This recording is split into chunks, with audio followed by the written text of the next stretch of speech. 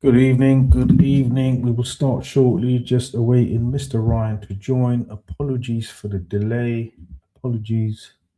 We are late again. It's my fault. Mosque times have changed and I rush back. So I'm about 20, 10 minutes late. 20, 25. Yeah, I'm about 10, 12 minutes behind. Mosque times change. Let's move forward another 15 minutes. So those who are going to Dhabi know what I'm talking about. So just bear with me. Mr. Ryan will be joining us any minute now and we will crack on. In the meantime, yes, Victor, what's happening?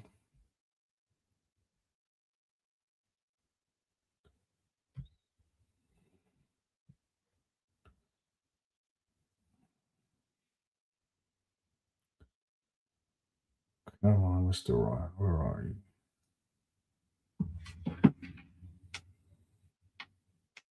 In the meantime, could you just confirm you can hear me clearly and there's no issue with my audio, please? Thank you.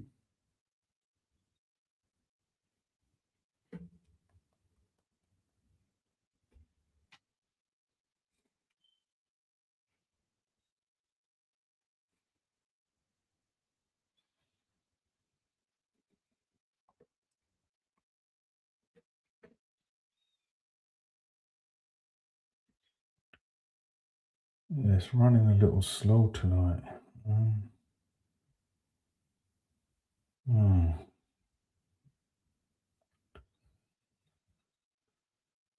Right, well, I'm waiting for Mr. Ryan. Let's crack on with the intro. Guys, this is episode 88 on Disqualified Dads.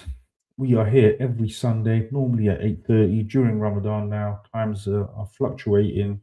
Currently 9:15 and it's getting closer to 9:30 start. On this channel, what do we aim to do? What is our purpose? We provide you with legal, technical, emotional, mental support that you need whilst going through the family court system. We aim to answer all your questions, guiding you week by week, hopefully getting you closer to your children. That's what we do. My name is Farouk. I am your main host. And normally, and I will be shortly joined by my co host, Mr. Ryan. Mr. Ryan is an acting and working Mackenzie, a professional Mackenzie, and has been a professional Mackenzie coming close to almost 20 years. He has a lot of experience. So he understands the family court, he understands the mechanics, the documentation, the little nuances of the game ultimately.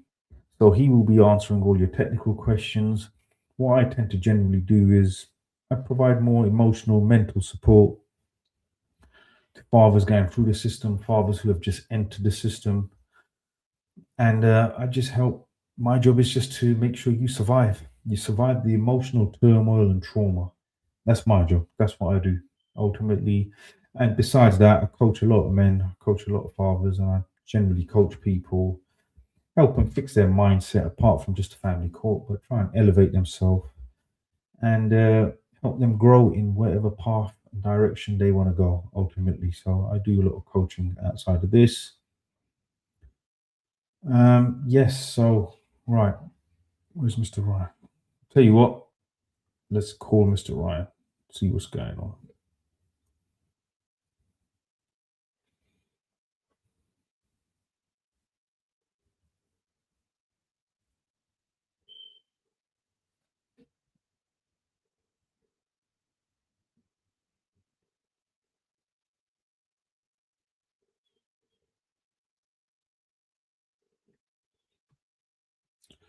Mate, he ain't even answering. I don't know what's going on. I don't know where he's at. I don't know what's going on. But I'm sure he'll be with us any minute. Hold on. Hello? Yo, where you at? Oh, God. Darling now, darling, we live. We live, we waiting. We are live and we are waiting for you. Oh, God. All right, no worries. We will stand by. Sorry, chat. Mr. Ryan will be joining us any minute now. He has got the police harassing him. So, yeah, let's find out what's going on with him. Why are the police harassing him? He'll be joining us any minute. In the meantime, right, Mr. S, let's look at your question first. What if the welfare report or the other side insists on a respect accredited course? Can you ask the judge to approve the DAP after the fact find? Guys, hold on. Let's hold fire on this question. Let's introduce. I mean, I thought I was late, but Mr. Ryan is now later than me, so technically I'm off the hook. Well, again, I can hear you. I can hear you. Unplug your earphones. Take your earphones out.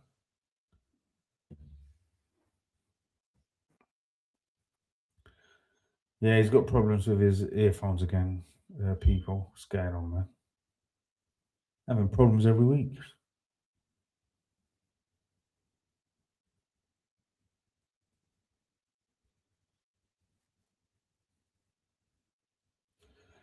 Yeah, mine's working.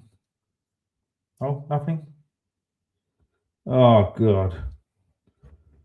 All right, guys, he'll be back in a minute. Let him sort his audio out. All right, what if the welfare report on the other side insists on a respect accredited course? Can you ask the judge to approve the DAP after the fact find? See, I keep getting confused with these courses. The DAP courses, the respect accredited. This whole issue with the courses, doesn't matter how many times we go over it, I can't seem to get my head around it. So just bear with us. Let's see what Mr. Ryan says, but I get confused. Even this, I'm going to make notes today, especially on the courses, the questions around the courses, because I seem to be getting confused as well. Right, hold on. Take 2. Let's try again. Any luck? Anything? No? Oh, God. What's going on?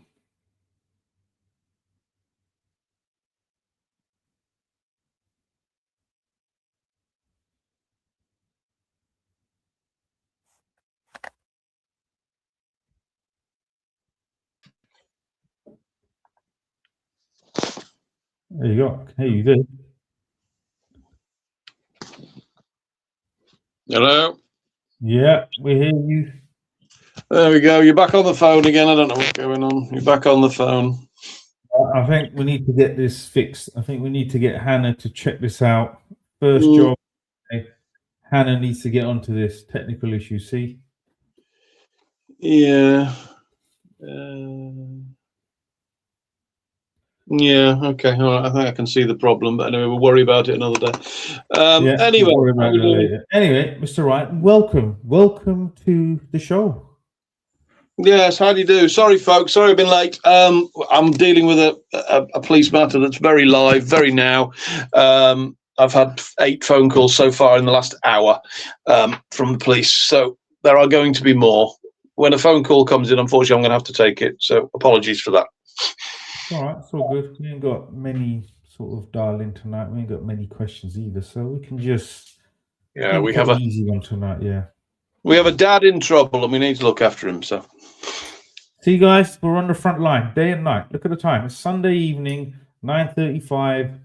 We're still on the front line, fighting, helping, supporting. Do you know what I mean? It never stops.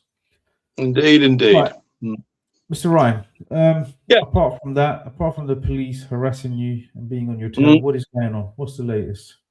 What's going on? It's been a strange old week because I've spent a lot of time in development this week, working on the development plans, obviously, which we can't really give too much detail of at the moment. But so a lot of hours this week occupied with that.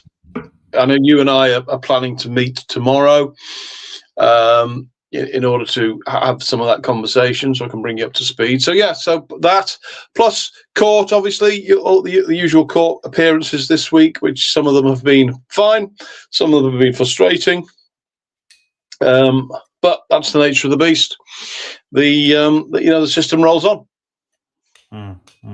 Absolutely, guys. Yeah, another point to add to that, guys, that we are still working on the integration of these Mackenzies under the banner of Family Court Mastery. So all the people I'm speaking to, just hold tight. We're working on it. It's not that far away. We just need me and Mr. Ryan need to just sit down, iron out the details, and then we can start moving forward with the plan, with the training, and how we're going to execute this. So just bear with us. It's definitely happening. It's just getting all the background stuff done correctly and properly and laying it all out right. So yes.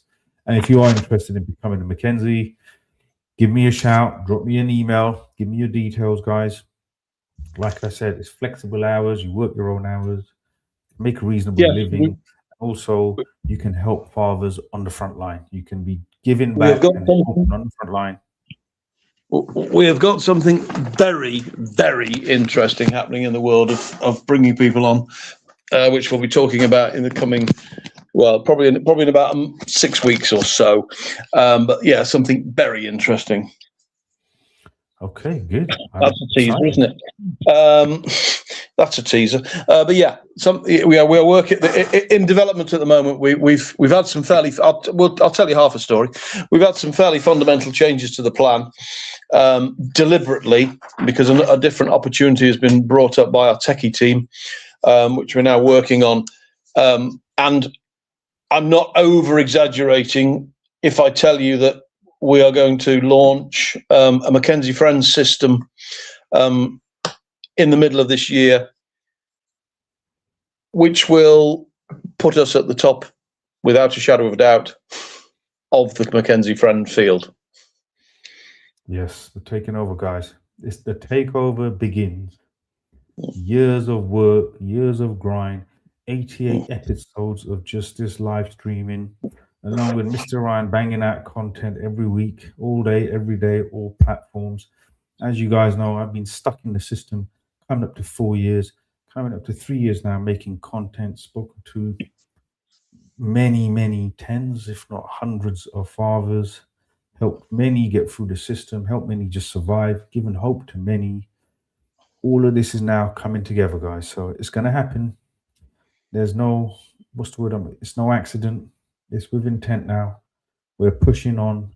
We're putting a lot of time, energy, investment behind this. So ultimately, and yes, Mackenzie stuff, like I said, guys, there's a few people I'm speaking to, but if you are interested in a career in being a professional Mackenzie under the Family Court Mastery banner, working alongside myself and Mr. Ryan, and if you've been through your own, ideally, if you have been through your own family court journey, you have some experience of court, which will then help. This is what will help you to progress in this. Like I said, flexible hours, you work your own hours, you can make good money.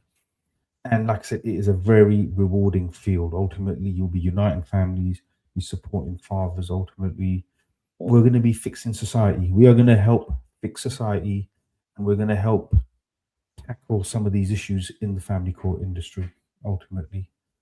So yes, exciting times ahead. Mr. Ryan, as time is very tight and you're obviously on standby, shall we just jump in and wrap up these questions? Yeah, let's go. What have we got? Right, Mr. S, what if the welfare report on the other side insists on a respect accredited course? Can you ask the judge to approve the DAP after the fact find?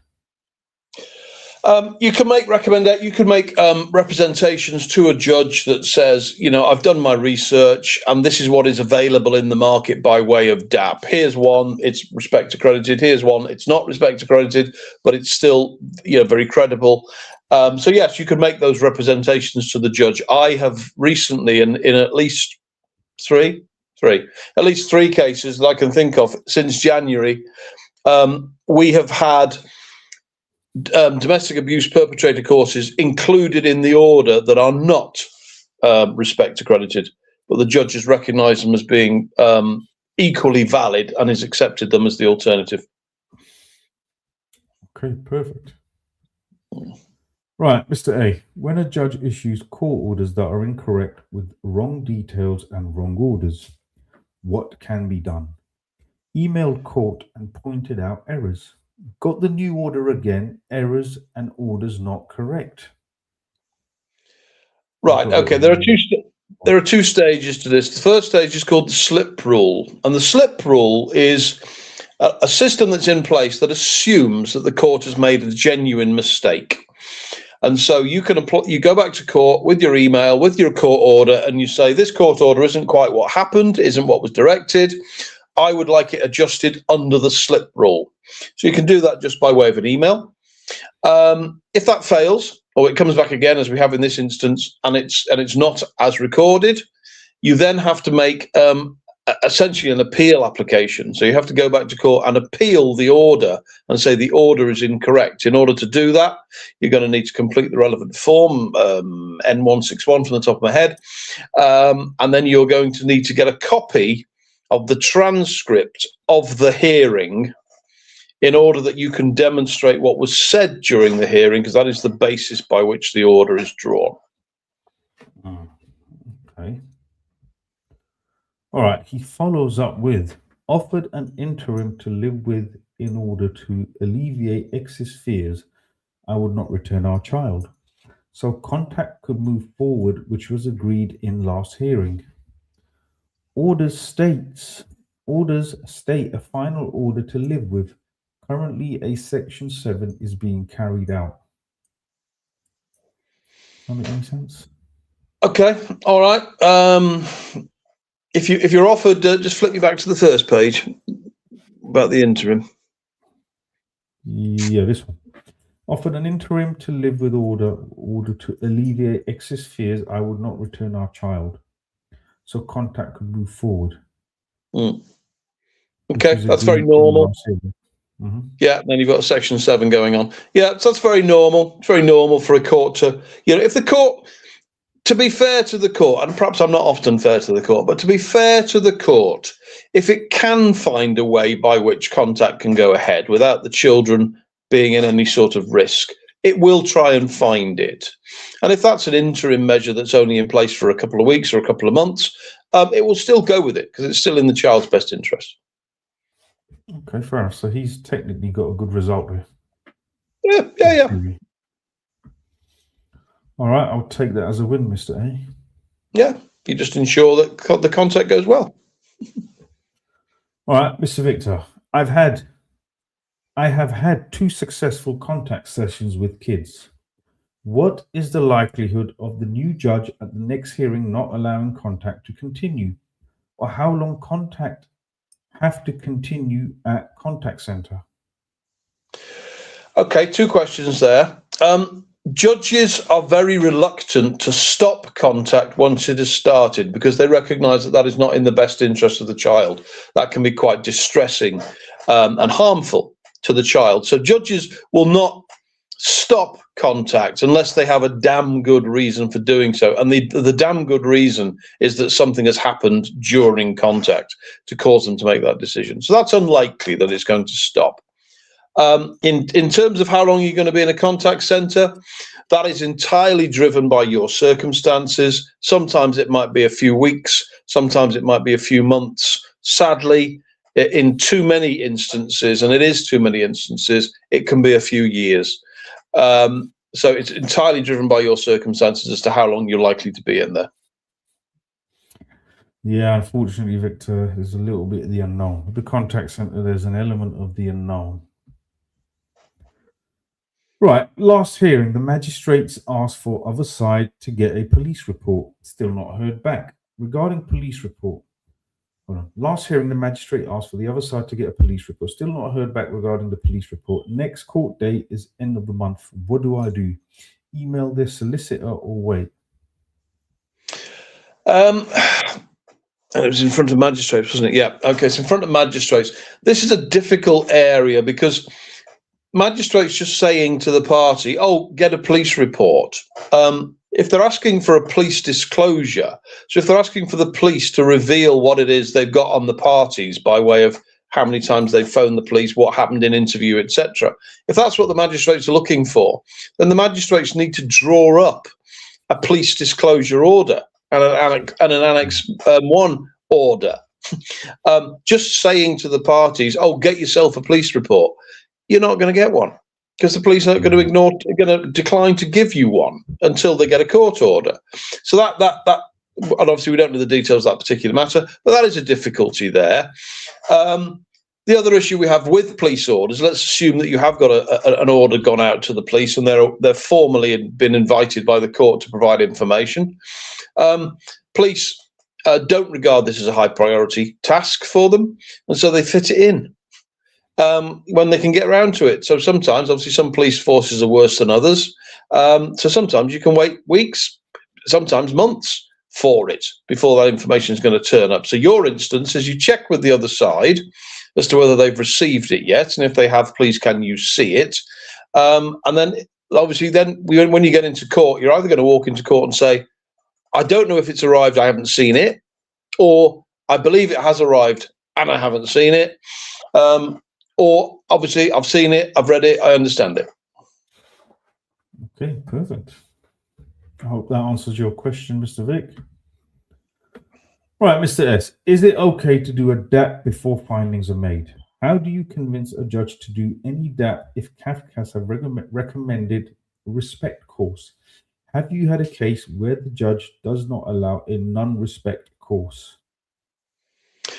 The judges, because of the whole issue around around DAP courses, judges are quite reluctant to rule any particular course out, providing that they can see that it's got some merit. So the courses that I'm banging around at the moment, which is DVACT, which is based in London, Man in the Mirror, which is based in Birmingham, and there's one based up in Lancashire, but you've got to live in Lancashire in order to be able to get on it.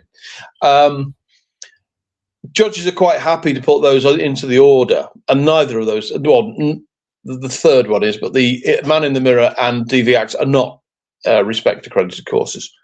The court recognises the issue around respect accredited courses. One, there are very few of them. Secondly, respect have this standing instruction that says you have to have been outside proceedings for 12 months before you can start to do the course.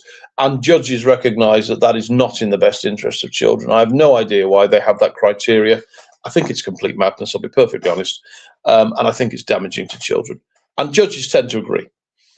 So to answer your question, can you do it before the fact? Oh, sorry, before you get findings? You can.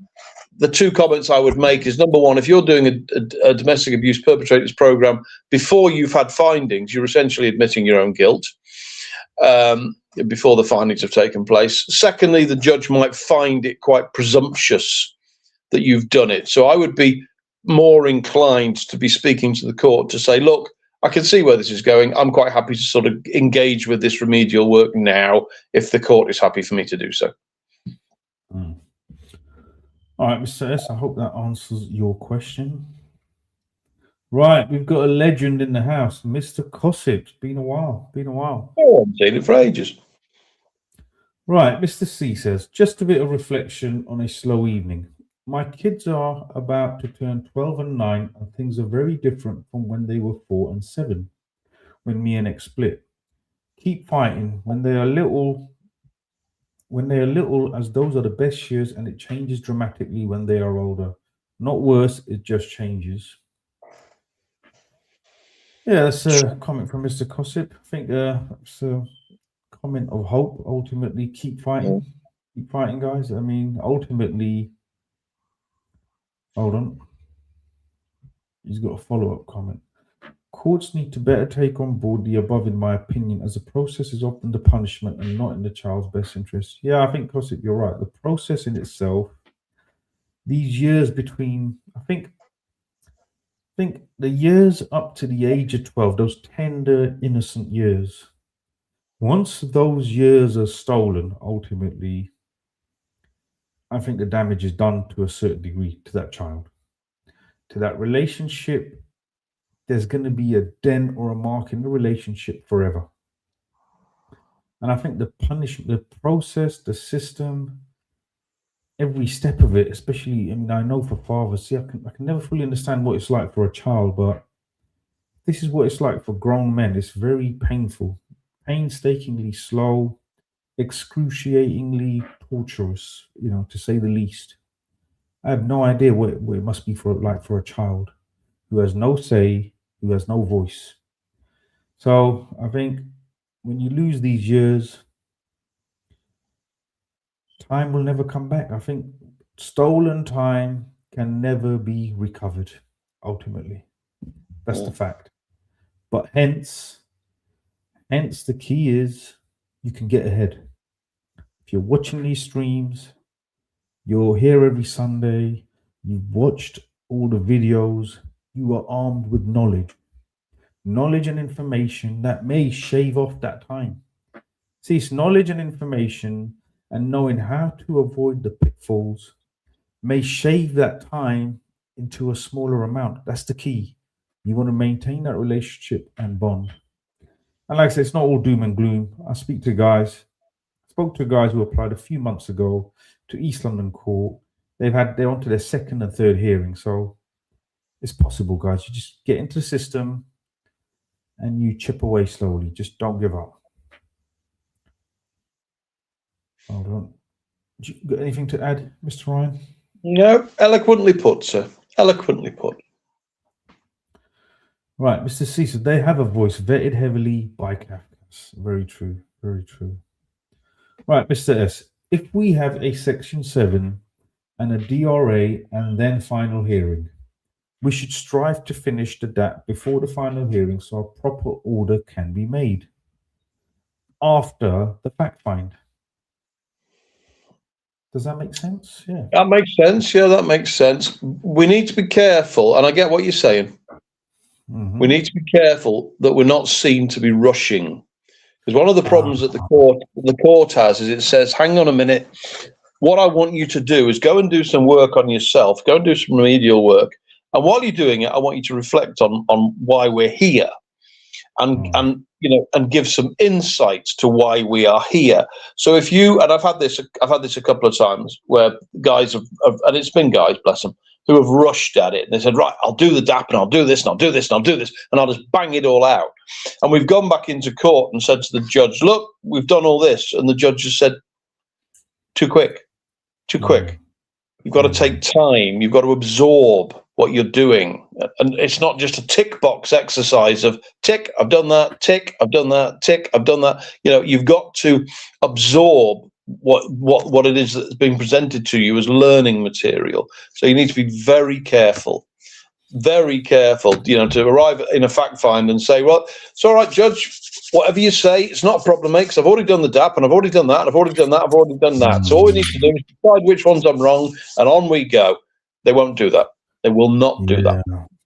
Again, when you're doing that, you're breaking one of the laws of the universe. Ultimately, think about it. When you come across desperate and you're rushing and you're trying so hard at anything, it always seems to run away from you. Universal laws. Sometimes when you stop and take a step back, it falls in your lap.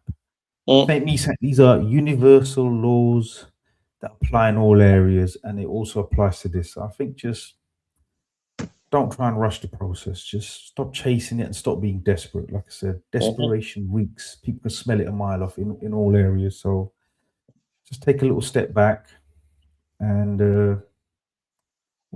be content with where you are and know that you're in the process. You're in the system. It's like you're rushing for a knockout. In a fight, when you try and push and force the knockout, guess what happens? You're at risk of getting knocked out yourself and you burn out. So just take a step back. Yeah. The key, again, patience is just a word. It's easy to say this. When you're in it, when you're being tortured, when you're in pain, to still take a step back and say, you know what? God has got me. I'm good. I'm good. It is what it is. It'll take as long as it takes. But if I don't give up, I keep chipping away. Persistence is undefeated. I'll get there in the end. So just chill out a little bit. Right, Mr. Manfay, what is the best way to present the questions for a fact-find hearing? I have a QLR. Should I just email them on the morning or print out? It's a good question, I think. It's going to boil down to the QLR. You need to speak to the QLR, email the QLR well in advance of the hearing. As soon as you know who the QLR is, you need to be in touch with them and saying, right, how are we approaching questioning? Am I putting questions together? Are you putting questions together? The reality is I would expect the QLR to put the questions together. Firstly, because they are qualified. Secondly, because they are competent to do it. Uh-huh. Building questions for cross-examination is not as straightforward as you would think. It has a series of skills to it. It has a strategy to it. It has a technique to it. So if you have got a QLR, you need to be leaning on the QLR to say, I presume you're going to build the questions. Here are my suggestions for some questions to be asked, but I presume you're going to build them, and give yourself time to prepare in order that you are ready. Doing everything, I'll turn up on the morning and I've printed them off on the way in on the bus, is not the way forward. More preparation time than that. So what you're saying is, I mean, as far as his QLR is concerned, not the morning of the event. He needs to be a few days, weeks before, liaising with the QLR, having these discussions weeks before. What are you going to ask? What should we ask? This is what I think. Why do you think this? And should he probe them? If they say, we're going to ask this, should he, again, rule number 1, 10 Commandments, Family Court, trust no one. Should he be probing them? Why are you asking that? What is the strategy? What is the plan? What are we trying to achieve here by asking this? Am I correct? Correct. Guys, take note of that. Make sure, rule number 1, trust no one. So press them on everything. Why are we asking this? What is the outcome? What do we want out of this? What should it look like? Just don't take it, don't leave it to chance, especially if there was at any point you're going to knuckle down and focus yourself, it's this. It's like the fact find. This is your moment. You can't take a back seat. You're in the front seat with the driver. You are the co-pilot. You need to be present. You can't just switch off in the back like a passenger around the fact find. Yeah, very important. Right, Mr. Victor, we have to keep going. I traveled 9-hour round trip to see my kids for 2.5 hours. Will happily do it every time. The smile when I see them makes it all worthwhile. That's what I'm talking about, guys. You see what it takes. People don't realize how difficult these things are. The emotional turmoil, seeing them for 2.5 hours and then driving back in your own mind for all of those hours. It is, I mean, what's the word I'm looking for? It must be soul destroying to some level. But guess what? We soldier on, we battle on. We cannot focus on the problems and the pain. Deal with the task at hand. This is what he needs to do right now to get to the end goal. You just keep going. You keep chipping away. Well done, Victor. Well done. This channel and the advice from this channel is amazing. Coach and Mr. Ryan, can't thank you enough for doing this. You have helped me be calm and take things slowly and see it clearly. Victor, I am glad we could help. I am glad you're in this space. I appreciate you. And keep going. Keep going. Keep chipping away. Mr. S, Vic, is your contact every 2 weeks now? Gossip. Eric Thomas, pain is temporary. If I quit, however, it will be forever. Absolutely. That's a great quote from Eric Thomas, legend. Victor, it has been ordered every 2 weeks, but costs only let it happen once a month. But new job and a new car coming soon. So as soon as I have the funds car, it will be every 2 weeks. Well done, Victor. Congratulations on the new car and the new job. Things are looking up already. There you go. See? Things are looking up already. Out of it, excellent, mate. I'm very happy for you. 2 hours each time. The key is, look, the key with the contact center is this, guys, yeah? Even if he's doing it once a month or twice a month, it just keeps the bond alive. Yes, it's horrible. It's only 2-4 hours a month. It's all this driving around. It's jumping through hoops like a dog, yeah? You are treated like a dog. Father is like, you've got to jump through these hoops. But the key is this. Rule number 2, eyes on the prize. It is keeping that bond alive until such times where these games, these hoops, and all of this is behind you. So you got to put your ego and your pride aside, not for anything else, but for your children. For your children, it has to be worth swallowing your pride. This is what I'm talking about. For your children, eyes on the prize. Rule number 2, never forget. Yes, 2 hours or 3, all depending what is available at the contact center. Vic, how long did you not see your children before this? All right, until he comes back. Hold on, he's back. Yeah, things are looking better, and it helps keeping focused and driven. I've got to work to be able to see my daughter. This bond has to be kept alive. Absolutely, Victor. Victor, just keep chipping away, one day at a time. The key is, do not think too far ahead. One day at a time. Deal with the obstacle that is presented to you on that day. See, one thing I noticed after talking to quite a few fathers these last couple of weeks, that even myself, we get to a stage whilst we're in these trenches where we get comfortable and we forget we're in the trenches. And then something happens. And because that adrenaline has subsided, that urgency has subsided, because the pain has subsided, we tend to forget we are in the trenches. And we start looking for comfort and security and safety and some luxuries and some happiness and peace. And then that reminder comes in. We're in the trenches, bro. We are in the battlefield. We are in the ring. This ain't no time to take a break. We have to keep going ultimately. Comfort is a killer. Remember that. Comfort kills motivation. Comfort can kill your drive. Comfort can take away your edge. Comfort can take away your killer instincts. And don't get me wrong, guys. I am fighting this every day as well. I am battling comfort every day. But never fear, guys. We're here to remind each other every Sunday. Now, Mr. Ryan, I wanted to ask you. Hold on. We got a question. We got comments. Mr. C, chipping away to progress to that unsupervised overnight contact. It's a big milestone. It will take time.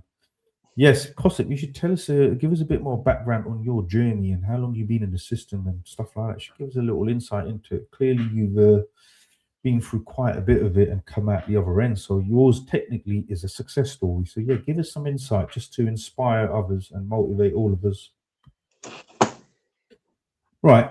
Mr. S, have you guys seen dads getting changed after being investigated for more than 1 to 2 years? Have you guys seen dads getting charged? Sorry, not changed, my bad. Yeah. Have you guys seen dads getting charged after being investigated for more than 1 or 2 years? Yes, is a short answer. Yeah, I've had a couple of dads who have been under investigation for, one of them was about 18 months from memory. The other one was about just over a year, and then they were charged. With what, like domestic abuse? Domestic abuse related, yeah, to domestic abuse related offences. Bloody hell. Right, Mr. From every day, then went to 3 times a week, then went 144 days without seeing them. Now it's more consistent. They know I will never give up. Consistency is key. It's slow, but I'll keep chipping away. See, the key factor here is the word that Mr. Victor mentioned that is a big factor here is consistency. Consistency is key to everything in life. Let me put it another way. Consistency is a key to achieving anything in life. If you focus, so effort plus consistency will equal the end result. Effort, consistency, and time will equal the end result for anything you do in life. That formula applies to anything, including family court. You chip away. And listen, guys, I spoke to a father earlier. Oh, yeah, I've got a question for you, Mr. Ryan. I spoke to a father this week now, yeah? So let's talk about this question. Right, so he's been locked in the system for about 5 years, going through the family court, whatnot. He's got contact in the contact center. He's coming towards, I think he's had his final hearing. And in the final hearing, the missus is moving away from where they are to Bristol, which I presume is much further away from where father lives. And on the final order, they said father can go visit twice a month for 5 hours in a contact center. That's his final order at £500 a pop. He's saying straight away that's made it impossible. And also they're trying to put in a barring order or something where he can't reapply into the final order as well. What are his options ultimately? And also after that, she's stuck in a non-mol again, and he's got at this last stage, they've also stuck in another non-mol and thrown it on him for another year whilst at this final hearing. Okay.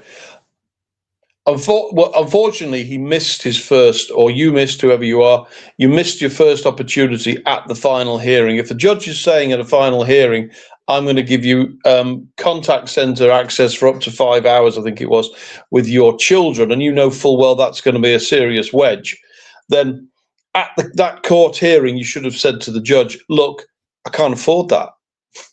I cannot afford that level of spend, because that level of spend is going to be X amount of £100.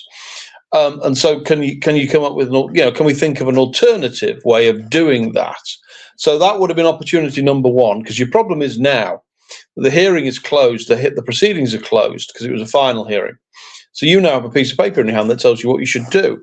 The only way you're going to get that piece of paper changed is to take it back to court, or you go to the mother and you say, look, I can't afford 5-hour sessions, but I can do 2-hour sessions or 3-hour sessions. I can afford those. It'll be a stretch, but I can afford that. So go back and do a shortened order, and agree that with the mother. There's a worst case, though. You're going to end up having to take the matter back to court and saying to the court, look, I can't afford this. I can't afford to operate in this framework. We need to think of something else.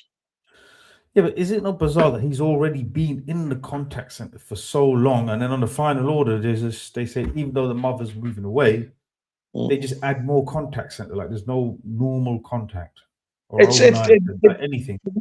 It depends. Well, because we don't know. Unfortunately, we don't know the circumstances of the case. There are cases where judges say it is not appropriate for you to have anything beyond contact center because there are still safeguarding issues. So we don't know whether this father has got to spend the next 9 months doing an extended DAP, and so he's got to do contact center until he's finished the DAP. We don't know. There's a whole series of reasons why he would only have contact center, but it's not unusual for hearings to close with one parent just having contact center. Okay, it's not good. Not good. Oh, okay, I'm just gonna have to got to keep going. Right, where was I? Right, happy to do some content as well at the other side of the system, and kids too old really to be dragged back into the system for anything meaningful. Lots to tell. Happy to. Yeah, because what we do is we'll arrange one Sunday night where you dial in. We'll give you 15, 20, 25, whatever it is. Just tell us your story, and we can put some real life experiences out there. So look, we'll arrange that one Sunday. One Sunday soon. We'll arrange that. Also, I know Cossit, because he's been through the system, he has a lot of court experience, as we know. So he's interested also maybe doing some of this Mackenzie work. So we'll get him. We'll have a chat with him. Call via the link. Yeah, we'll arrange that with Cossit guys on another Sunday where we've got a bit more time, and we'll get some. What we'll do is we'll dedicate one Sunday to those that watch the stream regularly, who have been through the system, who are at the other side, and who can come and tell us stories. So what we'll do is we'll line 2 or 3 guys up where they've just come in, and they dial in and they just tell us their stories. How about that? It's a good idea. Yeah, good idea. I think we'll do that one Sunday. We'll be in March. One Sunday in April, we'll arrange it. I'll speak to different dads.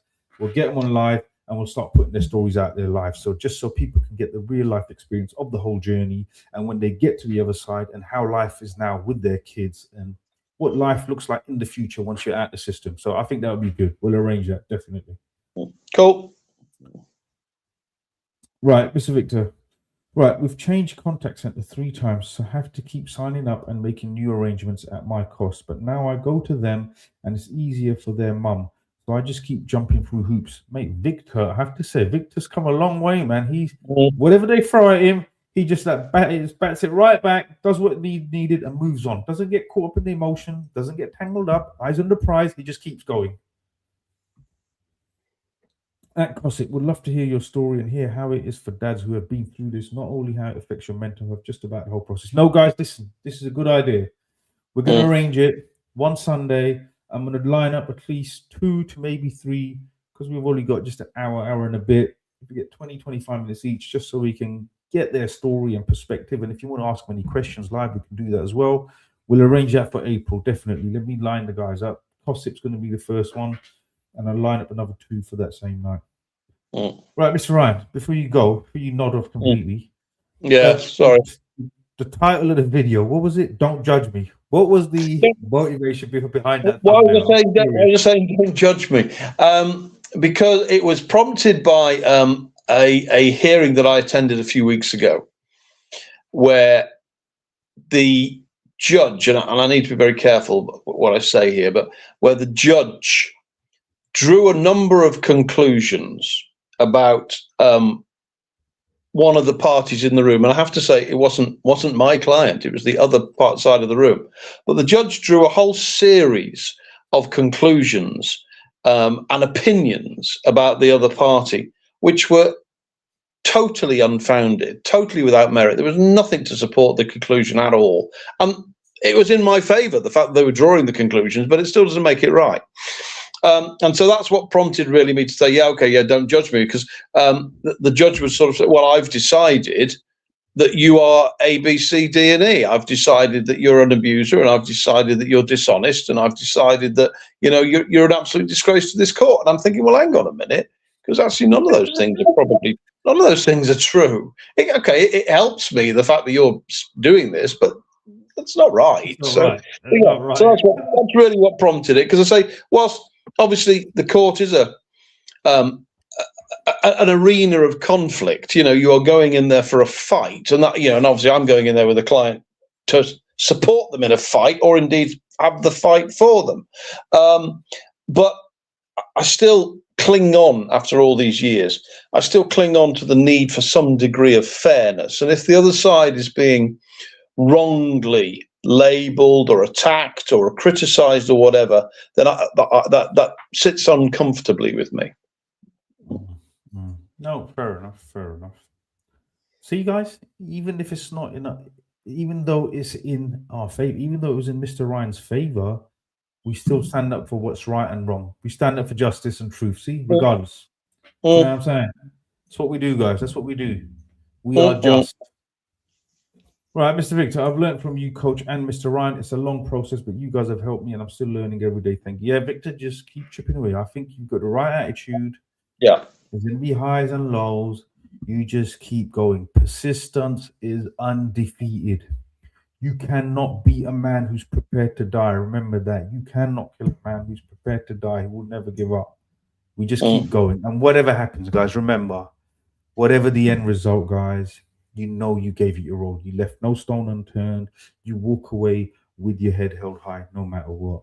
And also, on another note, I went to hospital today to see a friend who was walking around, very healthy. We used to train together and do all sorts together. Overnight now, it's only in the last few weeks, he had a blood vessel in his brain burst due to high blood pressure or something or other, effectively causing some sort of stroke. I went to see him in hospital. Listen, mate, you know, when you see someone who was walking, talking, healthy, we used to train together, like I said, overnight a few weeks ago, I'm looking at this person and I didn't recognize him. There's a part of his head. They've had to obviously cut his skull open and, you know, obviously they patched it up. But just looking at him was so sad. And we forget what we take for granted every day, guys. The fact that we have the ability to speak, walk, talk, do normal day-to-day basic things, go to the bathroom. The fact that we have the ability to read, write, and we have the ability to stand up and fight for our children. Do you know what I mean? This guy, like I said, he's got no movement on the left side of his body now. I mean, God willing, I believe he'll make it back here. You know, anything's possible. I'm praying for him. But when you tell a guy that you'll never walk again, potentially, or do anything else here, listen, guys, the fact that we have our cognitive abilities and we can go to fight, we can go to court, and we can fight for our children, regardless of the situation we're in, we have a lot more blessings than we realize. We have a lot more going for us. We are capable of doing anything as long as we have all our functional abilities and we are healthy. So we have this, we can use all of these things to still go and stand up and fight for our kids. So be grateful, regardless of our situation, be grateful for all the things we do have in our lives. You know, it puts things into perspective. So I thought I'd share that with you. Mr. Ryan, I know you're very tired. We've got a long day ahead tomorrow. I've got a long drive, I suppose, now to Reading. So would you wrap this up here as there's no more questions? Have you got any final thoughts or comments you want to add? Yeah, I've got a long night yet because I'll still be dealing with the police for the next couple of hours. Yes, it's as I say, obviously it's a new week ahead, guys. You know, this evening it hasn't been as flowy as we usually like it to be because I've got you know, the police on my back dealing with an issue, trying to look after a dad who has shot himself in the foot a little bit. I'll say no more than that. But we'll deal with it. If you're in court this week, I hope it goes well for you. Respect the court. The court will respect you. I'm in 4, I think it is. I'm in 4 hearings this week, scattered around all over the country. We are still, as I say, in development on a lot of projects. And I know we keep mentioning the fact, teasing you with the fact that we are. We're going to be able to start talking about those fairly soon.